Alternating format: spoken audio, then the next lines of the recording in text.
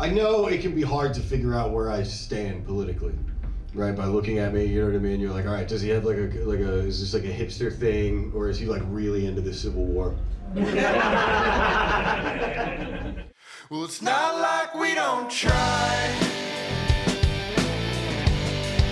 or think about it every night. Don't let this house fall down. The Lord left long ago.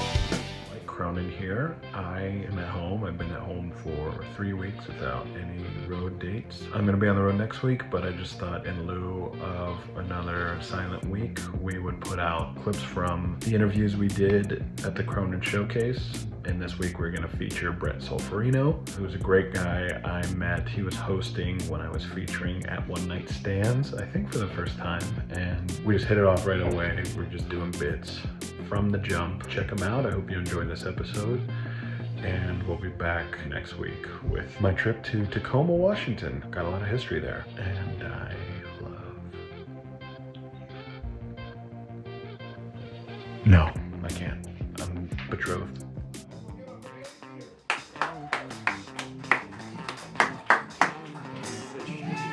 Nope, you want to interview him? Yeah. What's up? Yo, welcome to Cribs. Am I just supposed to talk, or are you gonna ask me? No, I'm gonna fucking ask you a question, dickhead. Are you getting my good sides? You don't have any good sides. Yeah.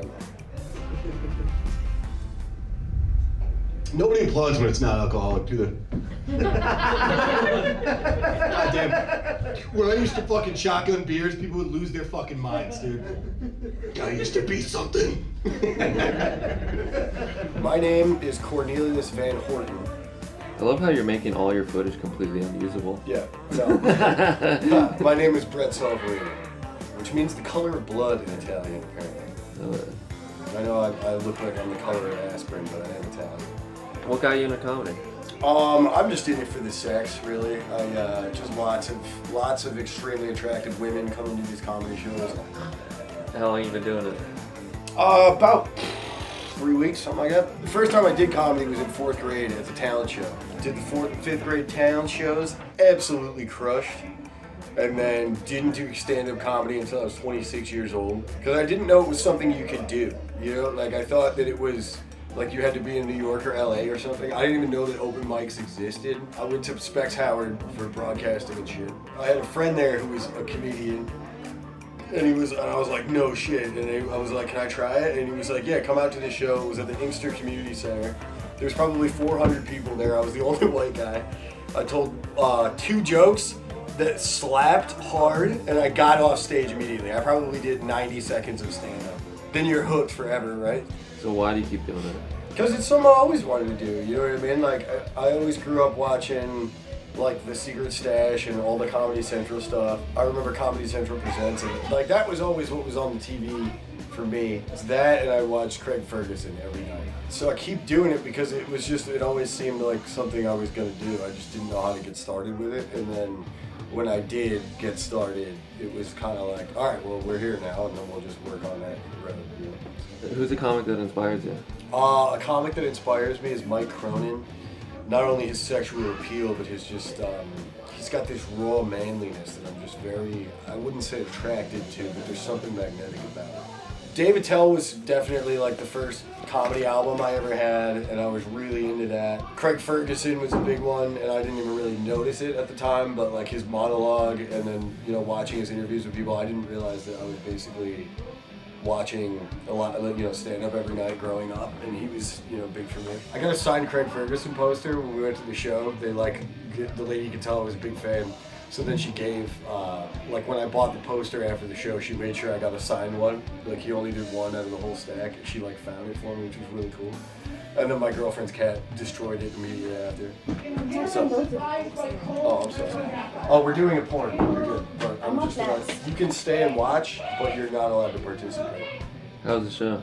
It was like a smaller crowd, but they were fun. Timid at times. It's like that number of people where they recognize each other's faces, like so they're afraid to laugh at some stuff. But overall, it was fun. I think we had a lot of fun during the interview. I think we got some big laughs there.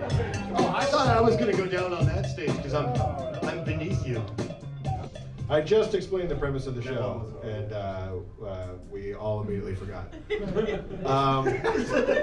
No, I don't. What is the premise? I come on after and we talk about her sets. Oh, all right. Well, Your set. My set. I don't want to talk about my set. I don't want to talk about my set either. My girlfriend and her friend were over, right? And I have all this dorky shit all over the house, like comic books and old Western posters and stuff. And she comes over, and I have an Aztec death whistle that, if you don't know what one of those looks like, it's like a little skull with spikes on it.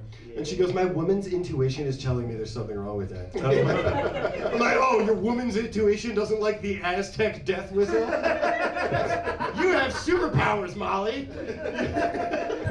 My show, Sophie's Choice, run at this very club. That's a good audience. Okay, you should come out to that one. But you know, it's the independent comedy club. You can't complain. What's your day job? So I do test engineering for cars, which is like being a test pilot for cars, which is a lot cooler than it sounds. Because even though I do get the walkie-talkie and you drive on the track and you get to drive really cool cars, 90% of the time you're just untangling wires and then, you know, going 60 miles an hour on a coast in like a fucking minivan or some shit. You get to do cool shit sometimes. You got anything else? Bart Dangus is a good man. He's tall and scary, but it works for him. I think he's a pretty cool dude. Come to the Independent Comedy Club. We do shows every weekend. You can come see me, come see Mike, you can see Brad Wenzel. We got a bunch of people. I'm a producer here. Grace Gunn, she's my girlfriend. She's amazing. You should come out and hang out with her. It's a good time, man. Yeah, come out to the Independent Comedy Club. Well, it's not like we don't try. It's worth it every single night. Don't let this house fall down. The Lord left long ago.